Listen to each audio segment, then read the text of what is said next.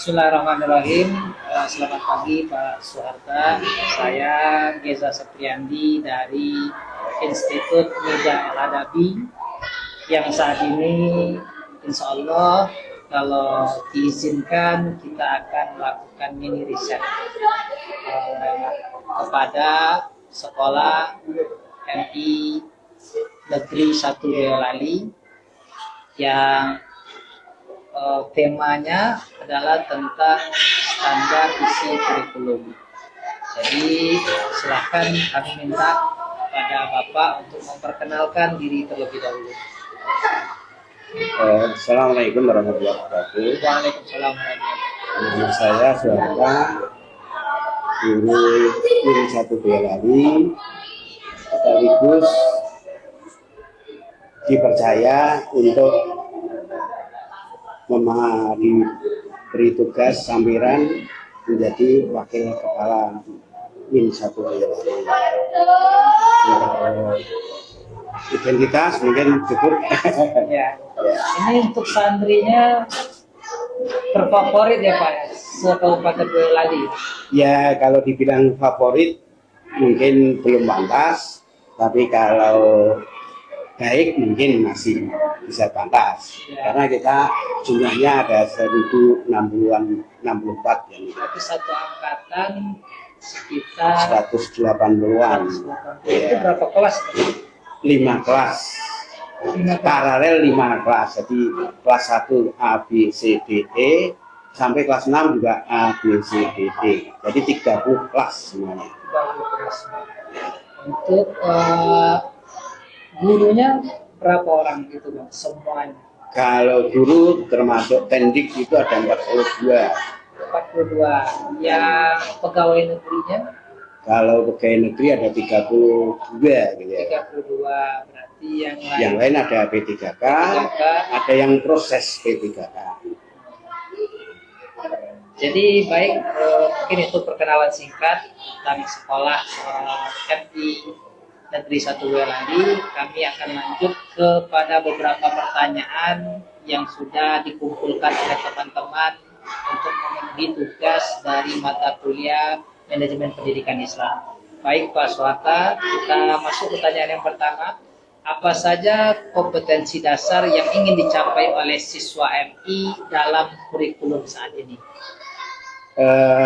Yang kita ingin capai itu termaktub dalam visi sekolah kami atau di madrasah kami, yaitu terwujudnya siswa yang religius, kemudian disiplin, termasuk peduli dan berwawasan lingkungan. Itu yang ingin dicapai. Itu untuk kompetensi dasarnya ya Pak ya. Ya, baik, langsung ke pertanyaan berikutnya. Bagaimana kurikulum madrasah dapat mendukung pengembangan karakter dan keterampilan siswa? Oke. Jadi kurikulum madrasah itu menggunakan kurikulum Kementerian Agama yang digabung dengan kurikulum Dignas, Kementerian Pendidikan. Jadi Kemenag ya? Ya. Jadi kalau di Kementerian Agama itu materinya itu ada umum, itu mengajunya pada sama dengan yang di Dignas. Kalau yang agama itu mengajunya pada KMA. Berarti yang untuk pengembangan karakternya boleh salah satu. Oke, jadi pengembangan karakternya berarti kita kolaborasi di kurikulum agama. Itu di sana ada anak menjadi berkarakter, berakhlak mulia, jujur, termasuk disiplin, taat ibadah. Itu karakter yang dari Kementerian Agama seperti itu.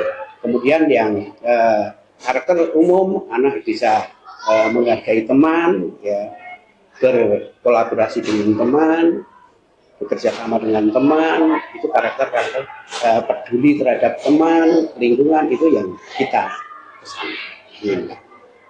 Baik, selanjutnya apa saja materi pelajaran yang paling penting untuk diajarkan di Madrasah Ibtidaiyah Negeri 1 Boyolali? Oke, jadi kalau materi penting semuanya penting. Ya, karena kami mengemban misi untuk mengembangkan religiusnya, anak yang religius, anak yang berakhlak mulia, sehingga agama itu dianggap juga menjadi materi penting, tapi tidak meninggalkan materi umum, karena kita menyiapkan anak untuk berkompetisi di SMP atau di dunia umum, kan gitu ya. Di balance. Iya, balance antara agama dan umum. Baik, selanjutnya bagaimana kurikulum madrasah saat ini dapat disesuaikan dengan kebutuhan dan kemampuan siswa?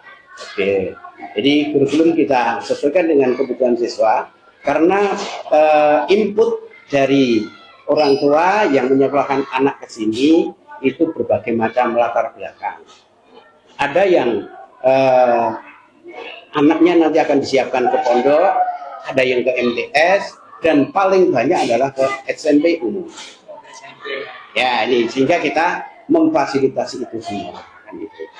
Tapi tidak ada khususnya, arahan khususnya tidak. Tidak, tapi kita siapkan untuk semuanya. Terus selanjutnya apa saja metode pengajaran yang efektif untuk digunakan dalam kurikulum madrasah saat ini? Oke, metode yang kalau dibilang efektif, semuanya efektif. Karena apa? Metode yang kita gunakan adalah sesuai dengan materi dan tingkat anak. Itu, jadi metode yang kita gunakan sesuai dengan materi dan tingkat anak. Kalau anak yang tingkat bawah, kelas 1, kelas 2, itu adalah guru berpotensi atau guru adalah sebagai sentral. Sehingga banyak guru harus mendominasi. Ya, ya. Sehingga menjadi contoh. Tapi kalau kelas atas berbalik, jadi dominasi anak yang aktif, anak yang berkreasi, anak yang menemukan, guru menjadi fasilitator. Berarti anak-anak diberikan ruang lebih ya ketika di kelas atas ya. Ya. Baik. Terus selanjutnya bagaimana kurikulum madrasah saat ini dapat mendukung pengembangan keterampilan berpikir kritis dan kreatif siswa? Ya, jadi kurikulum madrasah kami menyiapkan guru-guru yang mempunyai potensi untuk bisa memfasilitasi anak-anak. Di dalam pelaksanaan pembelajaran, semua guru memfasilitasi daya kreatif anak melalui proyek-proyek tugas-tugas, termasuk daya kritis ketika dalam pembelajaran ataupun dalam diskusi, anak untuk berani tampil, berani bertanya, berani mengkritisi, dan berani memberikan saran kepada proses itu sendiri. Selanjutnya, apa saja tantangan yang telah dihadapi dalam mengimplementasi kurikulum saat ini? Tantangan yang kita hadapi saat ini adalah yang paling utama adalah bergantinya regulasi atau gonta-gantinya kurikulum. Itu yang tantangan yang pertama. Karena apa? Dengan bergantinya regulasi kurikulum, guru dan lain sebagainya, stakeholder dan semua pemangku pendidikan ini menjadi berubah. Karena dengan regulasi yang berubah. Itu yang pertama. Sehingga kami harus berusaha secepat mungkin untuk bisa menyesuaikan. Yang kedua, itu tantangan yang kita hadapi, masih terbatasnya tenaga-tenaga kami, baik tenaga pendidik, karena jumlah yang sekian, ya 1664 itu, dengan guru yang jumlahnya sekian, hanya sekitar 32 yang negeri dan dibantu untuk guru-guru yang P3K, itu masih kurang. Sehingga satu guru dalam satu kelas mengampu lebih dari 36, itu guru kelas. Ya, yang kemudian kami juga masih terbatasnya tenaga-tenaga kependidikan, termasuk karyawan, termasuk tenaga kebersihan, tenaga keamanan. Ini masih kurang. Artinya termasuk tenaga-tenaga pembantu yang lain atau tenaga-tenaga yang membantu dalam perpustakaan, laboratorium. Itu ini masih kurang, belum ada ya. Ini belum ada. Sehingga semua aktivitas, semua kegiatan, semua pekerjaan itu hampir bisa dibilang 95% guru semua pelakunya. Itulah kendala bagi kami. Sehingga untuk optimal melayani ya masih ada kekurangan. Selanjutnya, bagaimana kurikulum MI Negeri 1 Boyolali dapat dievaluasi dan ditingkatkan? Oke, terima kasih. Jadi setiap semester kita biasanya mengadakan evaluasi. Di evaluasi semester itu kita adakan hasil-hasil dari proses pembelajaran yang dicapai oleh anak, itu kita evaluasi. Akhirnya setelah dievaluasi maka akan kelihatan keberhasilan di dalam proses pembelajaran yang dilakukan oleh guru-guru. Secara umum termasuk tiap tahun ini dari madrasah mengadakan evaluasi secara umum, termasuk fasilitas, termasuk pelayanan, ya termasuk hasil-hasil yang telah dicapai, prestasi yang telah dicapai, itu kita evaluasi. Termasuk di ajang lomba kita evaluasi. Sehingga setelah dievaluasi kita menentukan langkah-langkah berikut. Berarti per semester gitu ya? Semester itu untuk proses pembelajaran, per tahun itu selain proses pembelajaran juga evaluasi secara keseluruhan. Siap. Selanjutnya, apa saja implikasi kurikulum MI terhadap hasil belajar dan masa depan siswa? Masa depan tadi ya sekolah selanjutnya. Yeah. Jadi implikasi yang kita tuju adalah jangka pendek saja. Karena apa? Kita menyiapkan siswa-siswa kami bisa berkompetisi di pendidikan berikutnya, di jenjang berikutnya. Kalau di SMP kita siapkan anak-anak berkompetisi, mendapatkan SMP yang diinginkan, yang favorit, yang baik. Kalau di madrasah otomatis kita sudah dilirik menjadi kita tinggal naik tingkat kalau di madrasah. Tapi kalau di pondok biasanya kita siapkan untuk pondok-pondok yang sesuai dengan pilihan orang tua dan anak, termasuk di Gontor, di Pandenaran atau di Kudus atau di banyak itu. Jadi implementasinya adalah menyiapkan anak didik itu bisa melanjutkan pendidikan yang lebih tinggi dari madrasah kami. Kalau orientasi masa depannya nanti bisa berjalan untuk pendidikan berikutnya. Ya, baik.